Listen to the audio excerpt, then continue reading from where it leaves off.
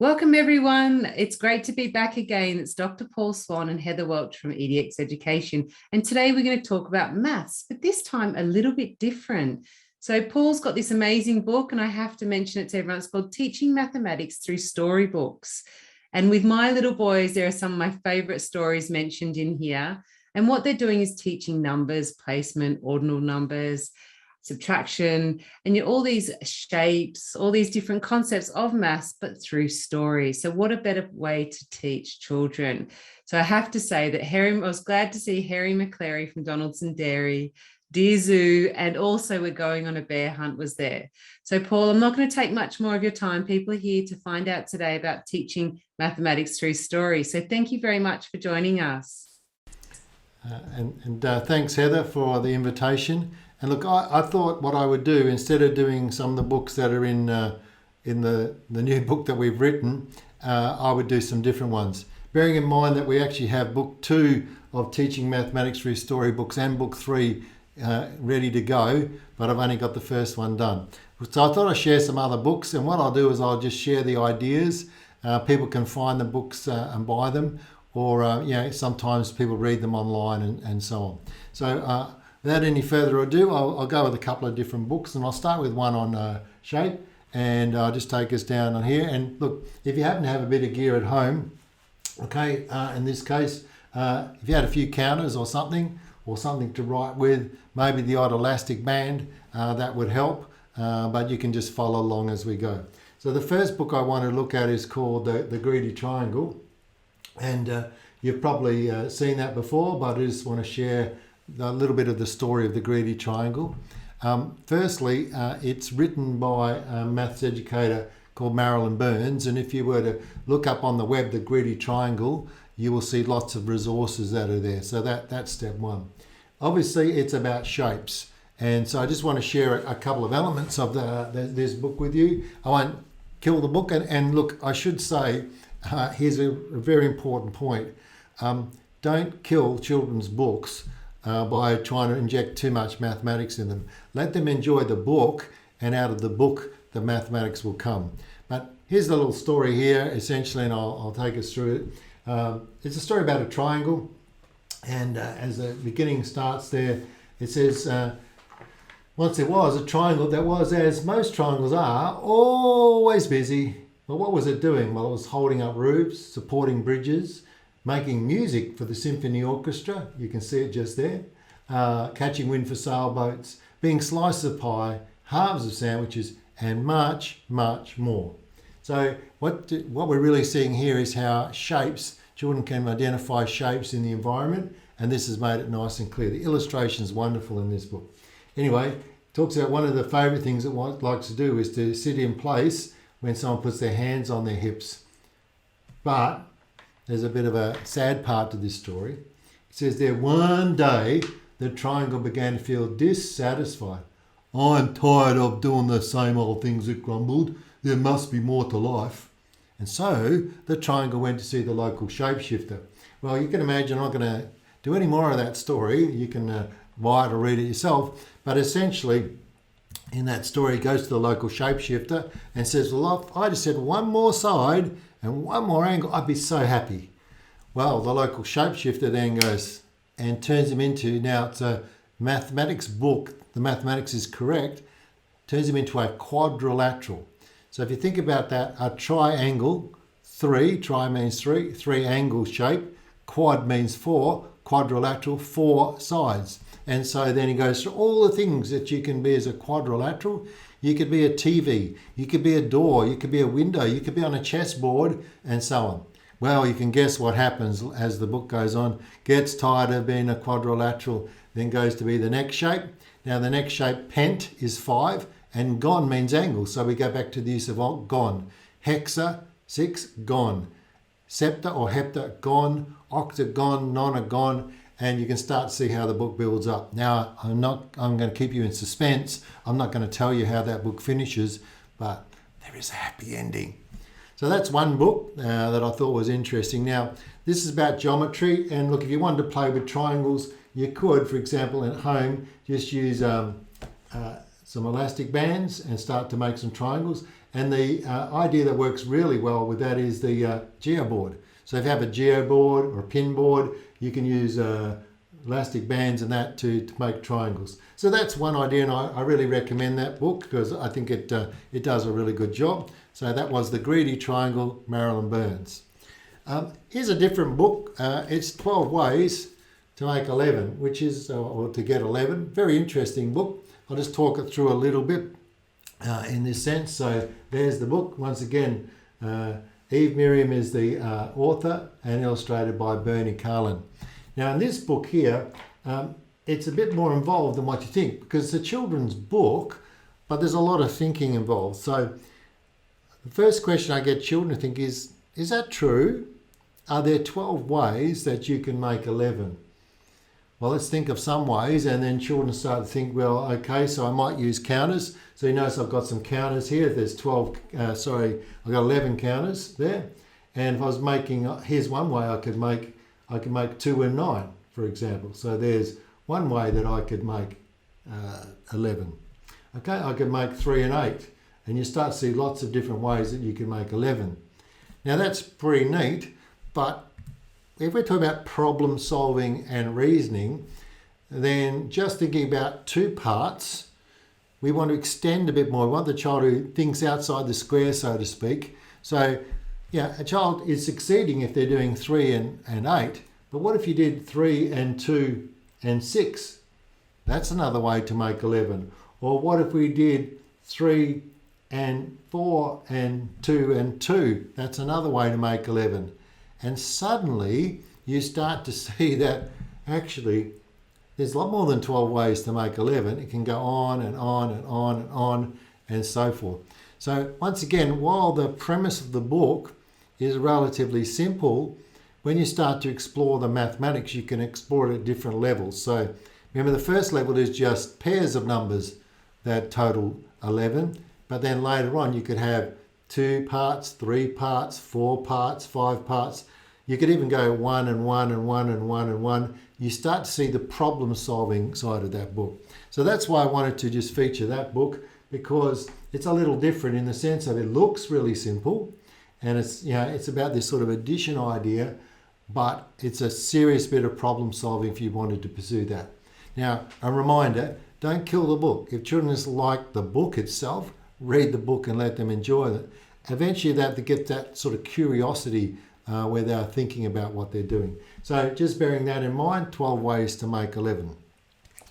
Now I'll move fairly quickly here, but there's quite a few of my favourite books. In fact, I've struggled to get it down to about half a dozen. Here's a lovely book. It's called, you can see 100 Hungry Ants. I'll put it down on the visualizer so you can see it a little bit better. The illustrator and the author are mentioned there. Now, Eleanor Pinces has also written a book called The Remainder of One. So often these authors have a lot of really neat books that they have developed. This is really interesting book, and once again I'll give you the little synopsis. So there's 100 ants and they're heading off toward a picnic. They've heard there's some pretty good picking, so to speak. As they go, the littlest ant says, well, if we travel single file, one behind each other, it's going to take us ages to get to this picnic. So the suggestion is, why don't we go in 50 rows of 2? That'll be quicker. And away they go, and they're marching on and so forth, and they continue on marching. And then the littlest ant says, hang on, this is still going to take too long. What about 25 rows of 4? And eventually they get change and change and change until they get to a very special point where they get to 10 rows of 10, which is another way of 100. And I just want to show you that illustration. It's a very neat illustration in the book. You start to see there's their 10 rows of 10, and that's another way of showing 100. That's quite different to if we have the one big long row that's heading there, and away you can start to see, if you go in single file, it's going to take you a long time to get there as opposed to that. Now what's really neat here is that you're starting to get the idea of what's called an array.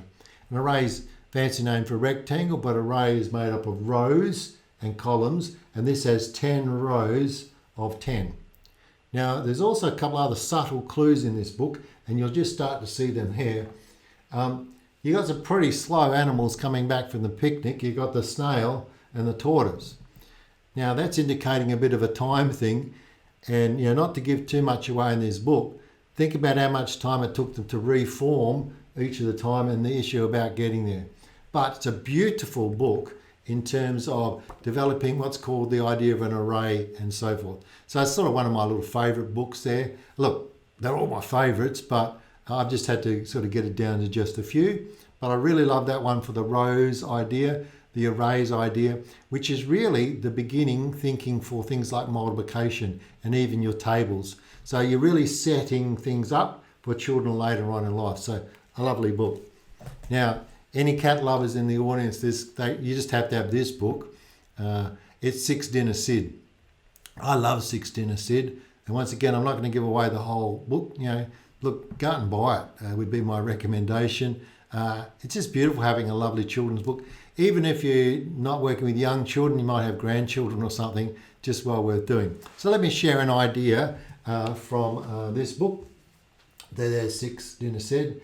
Inga Moore is the author.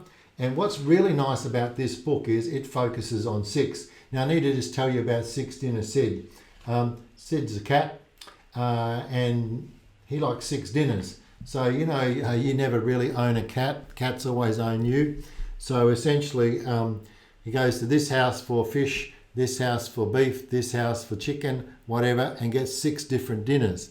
His life's pretty cozy because in the street he lives in, the people don't talk to each other. And because they don't talk to each other, they don't realise that Sid is going from one house to the next, to the next, to the next. However, there's a twist in this story, and this is the bit when I read it to children, they just love it in that sense. Now, what happens is poor old Sid gets sick. Now, think about what happens here. Sid doesn't just have to go to the vet once or twice. Sid has to go 6 times to the vet. Now, I just want to show you what the picture looks like there, and this is the bit that the children really love. Not only does he have to go 6 times to the vet, he goes and gets 6 lots of medicine. And you can see like the little, how it's all set up here, each of the little sections there. And you start to realise, now, Sid's starting to get a bit sick of it by this time, he had 6 lots. I have to question the credentials of the vet in that he hasn't realised that's the same cat 6 times. But look, it's a children's book, so we won't go there. Then what happens is all the people get pretty grumpy about that, and they realise that he was basically, they talk to each other and they say, well, hang on, Sid, you're only going to get 1 dinner a night. Now, Sid is a 6-dinner cat, so Sid decides he's going to move to a place where he can have that. Now, what's really nice about that, did you see the panels? They were all about 6, and you're focusing on the idea of 6 of something, a half dozen, 1 more than 5, 1 less than 7, 3 2s. It's all those panels, 2 3s. There's a lot of really neat stuff, but it's just a great book.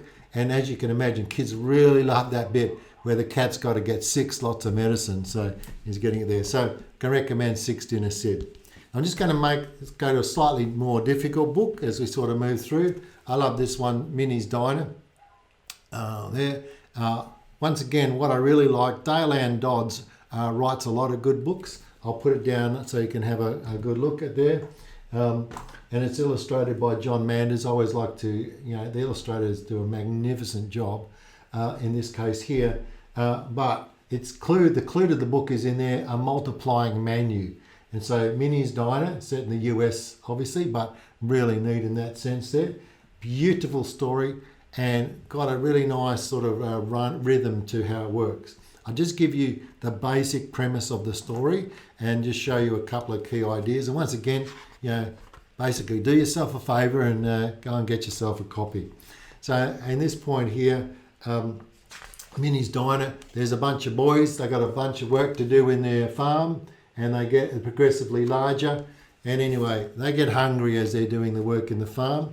And so the first one goes down, it sort of goes off the farm, goes to Minnie's Diner and orders. Now let me just check what we've got. He orders 1 soup, 1 salad, 1 sandwich, some fries, and 1 of her special hot cherry pies. So that's fine. Now you can guess what happens a little bit later. This goes on. And the next boy, who's twice as big, you can tell by the door. It's a lovely doorway. It gives you a bit of a visual clue there. So I'll show you what that looks like. He raised the die and boasted it twice as big as his brother before. So we're emphasising the language of twice and doubling. Well, you can guess what he ordered. Okay, so he said, make mine a double. So he has 2 soups, 2 salads and so forth. So you start to get the idea of what's happening here. Now the next boy goes, the next boy, and each time the next one goes, they're double the size and we're doubling the menu. Well, finally we get to the father, and Papa he's called. Now I just want to read this sort of thing here. Anyway, this is how it goes. Back on the farm, Papa looked high and low, up hilly, down valley and across the plateau. Beautiful language in this book. Just so you can see it, I'll just put it here. There it is, look at that. High and low, uphill, down valley and across the plateau. The cow was not milked, the pig was not slopped, the gate was not painted, and the wood was not chopped. Well, whippity jiggers, said Papa McFay.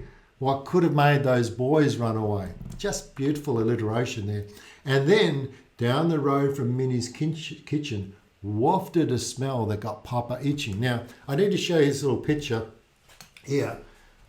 You get an idea. You can see there's Papa coming down. There's the diner down the way. And you start to see here, they sort of got the idea and they all took a look. So they realised that Papa is after them at this point here. What's really neat is when Papa comes in the door, it says an enormous shadow covered the floor, bigger than any that they'd seen before. There'll be no eating till your work is through. Step lively, boys, there's much to do. Let me take you back to the picture. But you can see the Papa is actually very short. It's late in the day, and so you've got the idea of the shadow. So there's even some time concepts that sit inside this book as well. Anyway, but Papa's in the middle of telling them off, and you can guess what happens. Papa turned to leave, but to his surprise, his nose caught the scent of one of those hot cherry pies. Perhaps, said Papa, if it's no trouble. I know, said Minnie. I'll make it a double. Now, children really love the fact when you have a look at this picture, it takes the full double page spread, but you're getting the idea where you've got that doubling idea coming through there. It's just a beautiful book in introducing that sort of language that happens. So I just once again like to recommend the Minnie's Diner, a lovely book, beautiful story, got that nice rhythm to it. Always had good success with that book, but it's dealing about multiplication and doubling. A book that's quite different is this one here, If the World Were a Village. Now, you may have seen it before. This is totally different in the sense that what it's doing, it's not a story per se that follows through, but what it is, the basic idea of the story is they shrink the entire world to a village of 100 people. Now, obviously I'm talking from Australia, and I often say to people, so how many people in the global village of 100 would be Aussies? Well, if you included us, New Zealand and all the small islands around and so forth, and you round it up, 1. It just shows how small and how insignificant we are in the world. Now, what's really nice about this book is because it's reduced us to 100, you can do things to do with percentages and all of that sort of stuff. So, Ian, you look at that. Imagine 100 people, 9 speak English, 25 have televisions.